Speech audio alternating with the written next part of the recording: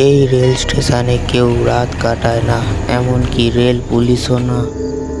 ঘটনাটা ঘটেছে পশ্চিমবঙ্গের এক পুরনো রেল স্টেশনে। নাম বলা হয় না, কারণ সরকার নাকি চায় না কেউ জানুক। এই স্টেশনে শেষ ট্রেনটা থামে রাত 10:45-এ। এরপর স্টেশন ফাঁকা হয়ে যায়। তবে যারা রাত কাটানোর চেষ্টা করেছে তারা কেউ স্বাভাবিক ছিল না। পরের দিন এক যুবক একদিন চ্যালেঞ্জ নিয়ে স্টেশনে রাত কাটাতে গিয়েছিল।